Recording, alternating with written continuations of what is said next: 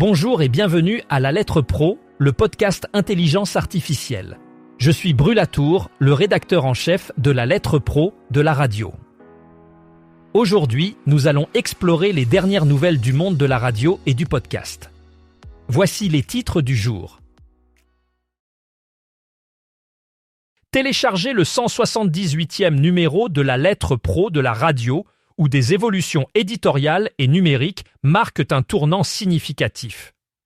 CBC/Radio-Canada conserve sa position de leader dans le Canada Podcast Ranker. ICI mobilise ses 44 radios locales pour une grande consultation. Sirius XM Media s'attaque au grand débat redéfinissant le podcast. France Média Monde réduit son déficit à 1 million d'euros et vise l'équilibre d'ici la fin de l'année. 63,5% des professionnels restent confiants dans l'avenir de la radio. Le baromètre iVoox 2025 évalue la santé du podcast espagnol. La BBC célèbre plus de 300 héros anonymes à travers ses radios locales. Enfin, 3 jours pour outiller les radios communautaires à Québec. Téléchargez le 178e numéro de La Lettre Pro de la radio, qui marque le début de sa 15e saison avec des changements notables. Le magazine passe d'une publication mensuelle à une version hebdomadaire, désormais appelée La Lettre Pro de la radio, l'hebdo.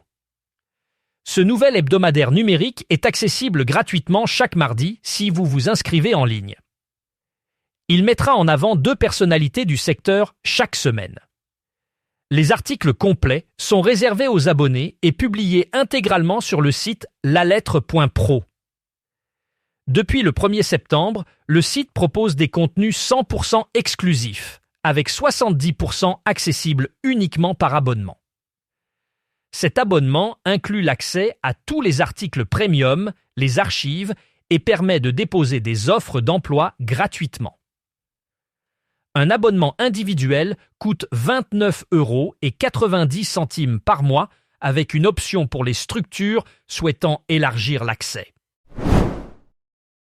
CBC/Radio-Canada est une fois de plus en tête du Canada Podcast Ranker, confirmant sa position dominante dans le paysage canadien des podcasts. Ce classement, qui évalue les performances des podcasts les plus populaires au Canada, démontre la capacité de CBC/Radio-Canada à captiver et fidéliser une large audience. Cette réussite est attribuée à une stratégie de contenu bien pensée et à des productions de haute qualité qui répondent aux attentes des auditeurs. Les podcasts de CBC/Radio-Canada couvrent une variété de genres, allant des actualités au divertissement, ce qui leur permet d'attirer un public diversifié. Ce succès est également le résultat d'une présence numérique forte et d'une promotion efficace à travers plusieurs plateformes.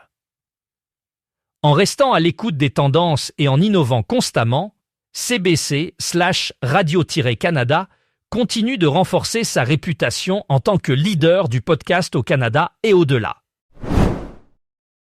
Ici, le réseau de radiodiffusion canadien a récemment lancé une grande consultation impliquant ses 44 stations locales à travers le pays. L'objectif principal de cette initiative est de recueillir les opinions et les suggestions des auditeurs pour améliorer et adapter les programmes radiophoniques locaux. Cette consultation est un effort pour renforcer le lien entre les stations et leurs communautés respectives en s'assurant que les contenus diffusés répondent aux attentes et aux besoins des auditeurs. À travers des enquêtes, des forums de discussion et des événements communautaires, ICI encourage une participation active du public.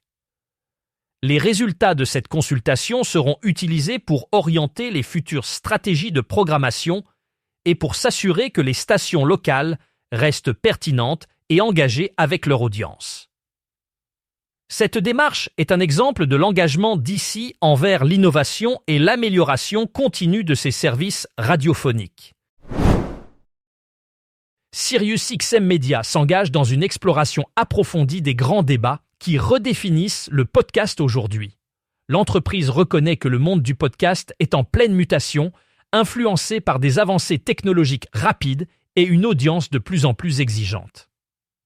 Parmi les sujets abordés, on trouve la monétisation des podcasts, la diversité des contenus et l'usage croissant des technologies d'intelligence artificielle. SiriusXM Media met en avant l'importance de comprendre ces dynamiques pour rester pertinent et compétitif dans le secteur. En organisant des tables rondes et des discussions avec des experts de l'industrie, l'entreprise cherche à anticiper les tendances futures tout en s'adaptant aux besoins changeants des auditeurs. Cette initiative vise à renforcer la position de SiriusXM Media en tant que leader innovant dans le domaine du podcasting, tout en soutenant le développement d'une industrie plus inclusive et durable. France Médias Monde a réussi à ramener son déficit à 1 million d'euros et vise l'équilibre financier d'ici la fin de l'année. Cette réduction du déficit est le résultat d'une gestion rigoureuse et d'une optimisation des ressources.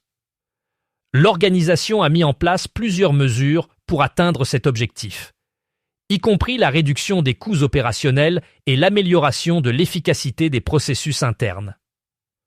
En outre, France Médias Monde a renforcé ses efforts pour diversifier ses sources de revenus à travers des partenariats stratégiques et une augmentation des recettes publicitaires.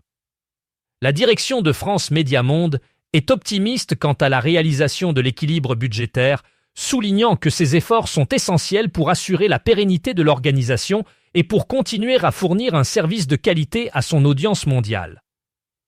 L'atteinte de cet objectif financier marquerait une étape significative pour France Médias Monde dans un contexte médiatique en constante évolution. Lancée cet été par la lettre pro de la radio, l'enquête Soci-Audio 2025 révèle que 63,5% des professionnels de la radio et de l'audio digital restent confiants dans l'avenir du secteur. Présentée lors du Radio Tour Paris-Île-de-France, cette étude offre un aperçu des perceptions et attentes des acteurs du secteur. En effet, 23,6% des répondants se disent non confiants, tandis que 13% sont indécis. Cette enquête, réalisée avec RCS, Podcast AI et Xperi, examine les conditions de travail, la rémunération, les perspectives d'innovation et le rapport au métier. Elle souligne un attachement profond aux médias, malgré des inquiétudes persistantes concernant la précarité, la concentration économique et la baisse des ressources publicitaires. Ouverte jusqu'à fin octobre, l'enquête s'adresse à tous les professionnels francophones du secteur et offre la possibilité de participer à un tirage au sort pour gagner des récepteurs FM/DAB+. Les résultats finaux seront dévoilés en octobre/novembre 2025. Le baromètre iVoox 2025 dévoilé par la lettre pro de la radio fournit une analyse approfondie de la santé du podcast espagnol. Ce rapport annuel, très attendu par les professionnels de l'industrie, évalue plusieurs indicateurs clés tels que l'audience, la monétisation et l'engagement des auditeurs. En 2025, le podcast en Espagne continue de montrer une croissance robuste avec une augmentation significative du nombre de podcasts créés et de l'audience totale. Les tendances indiquent une diversification des contenus, répondant à une demande croissante de genres variés, allant du true crime à l'éducation. Le rapport souligne également une amélioration des stratégies de monétisation, avec une hausse des revenus publicitaires et des abonnements payants. Cependant, il met en garde contre les défis persistants liés à la découverte des podcasts et à la fidélisation de l'audience. En conclusion, le baromètre iVoox 2025 présente un panorama optimiste, mais souligne la nécessité d'innovation continue pour maintenir la dynamique positive du secteur. La BBC a récemment célébré plus de 300 héros anonymes à travers ses radios locales, mettant en lumière les contributions exceptionnelles de ces individus dans leur communauté. Ces héros, bien que souvent méconnus, jouent un rôle crucial en apportant des changements positifs et en soutenant ceux qui les entourent. la cérémonie de reconnaissance a permis de valoriser des actes de bravoure, de générosité et d'engagement communautaire qui passent habituellement inaperçus.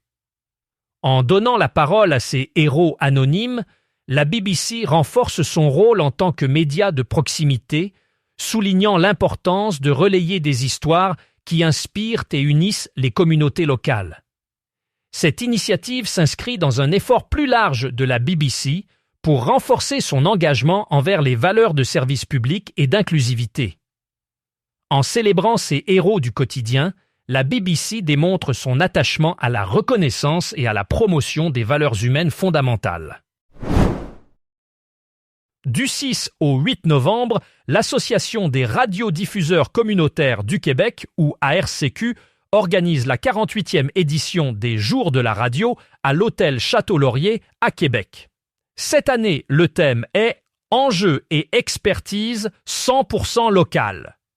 Le programme inclut des sessions opérationnelles sur la publicité, les ventes, la gestion des urgences, le bénévolat et l'innovation éditoriale, toutes conçues pour enrichir les compétences des radios communautaires. Des événements comme le Souper Showcase et le Petit Salon offrent des opportunités de réseautage et de partage d'expertise.